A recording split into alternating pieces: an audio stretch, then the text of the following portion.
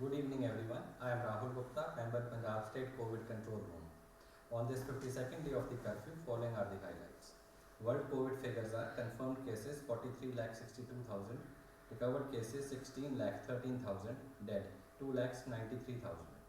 For India, the figures are: confirmed cases 74,925, recovered cases 24,887, dead 2,436. As of now, in Punjab, total positive cases are 1,924, which is an increase of 10 over yesterday's figures. Recovered cases are 200, total lives lost 32.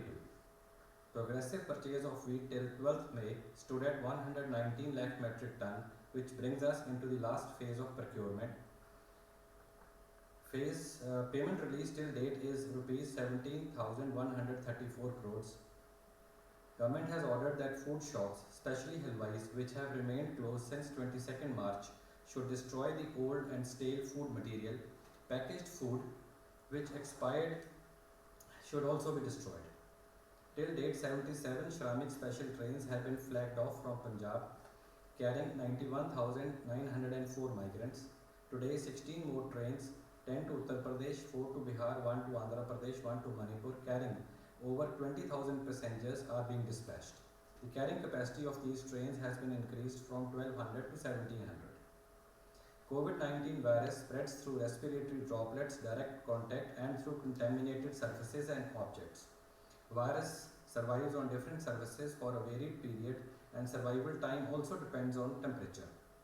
COVID-19 is highly contagious. At the same time, it gets easily inactivated by chemical disinfectants. Government has therefore imposed strict restrictions on the free movement of people and vehicles in larger public interest, but wherever travelling cannot be avoided, following are the main precautions which need to be followed as per the travel advisory issued by the government. Travel should be point to point. One should ensure to take required permission beforehand. Travel should be avoided if anyone is suffering from fever, cough or sneezing. Social distancing norms of maintaining a safe distance of 4 to 5 feet from the others should be strictly followed. Four-wheelers can carry a maximum of 3 passengers, including the driver. Two-wheeler can carry only 1 person. Wearing of face masks is compulsory for everyone while travelling. Masks should cover nose and mouth properly. The drivers and passengers should not shake hands or hug. Hands and masks are to be washed regularly, hands preferably every 2 hours, and mask at the end of the day. Where soap and water are not available, hand sanitizer is to be used. Sanitizers should consist of minimum 70% ethyl alcohol, and one should use a 3 milliliters, which is about 2 pushes of the top, and this 3 ml should be rubbed on the hands for about 30 seconds. Air conditioning can be used in the vehicles, but one should ensure that a window is open so as to keep the ventilation on. In case of cough or sneeze, one should use a handkerchief to cover the face, and then this hanky should be kept in the pocket or a purse. If a hanky is not available, one should sneeze into one's elbow. One is not to touch the face, mouth, nose or eyes with the hands anytime during the travel.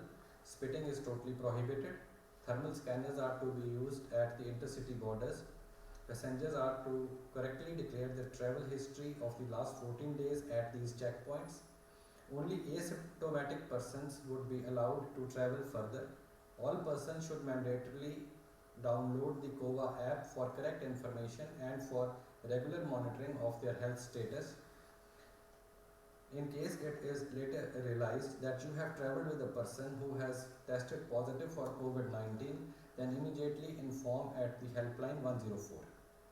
So, it is best to stay home as far as possible. That's all for today. Thank you. Updates के लिए nation news को subscribe करना ना भूलें और notification के लिए red bell icon जरूर दबाएं।